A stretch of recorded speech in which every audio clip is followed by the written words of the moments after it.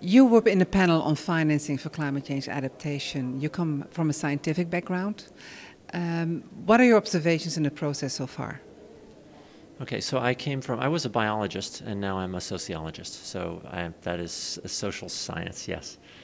So of the process of the negotiations, I think the negotiation seems to be a bit bogged down right now, and there's a great awareness of differences in positions, and I think people thought this would be an easier COP because the roadmap had been laid out at Durban last year, and that the tasks seem to be fairly manageable, and yet even the little things are proving to be very difficult.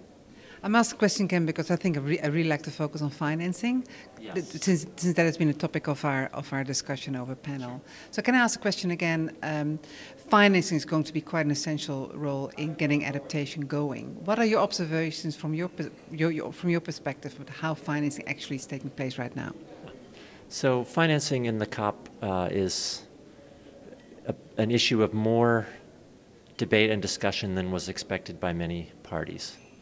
I think that the contributor nations expected to come to Doha and say we've met our promises, we've delivered our $30 billion in fast start finance. And yet they never set up clear definitions of what counted as climate finance and what was really new and additional. They never set up protocols for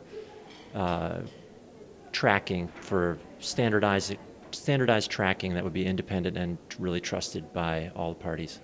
So I think they're unfortunately seeing the result of having not made a clear promise, but rather created a very ambiguous pledge that had too much wiggle language. And so people were watching and found problems with actually what was delivered. You see, because the fast start financing was set up to gain confidence between different parties, you see that confidence is eroding because of the lack of tracking? I think so, but I think there's maybe, if this issue can be resolved, there's hope for the medium term and long-term financing.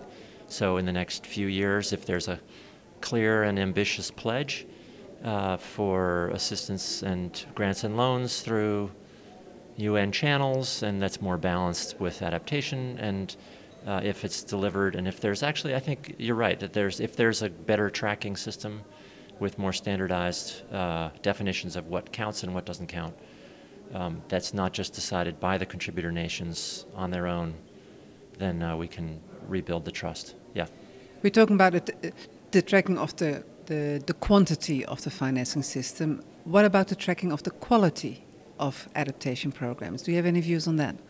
So the first thing is we have to know how much was delivered. So I think we don't have that yet.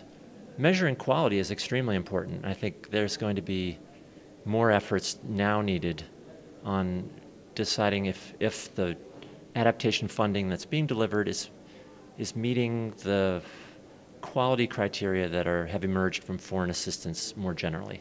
So the Paris Declaration in 2005 said that aid should be coordinated between agencies, that the burden should be lessened on developing countries because they're having to do all this reporting to many different agencies.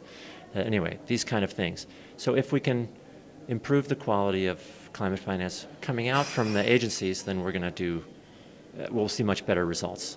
But then also on the side of the recipients, there needs to be really attention to impact, whether the aid is being channeled to where it is most needed, to the people in those countries that most need assistance, the most vulnerable, and whether it's being delivered, whether it's actually being effective in meeting their needs.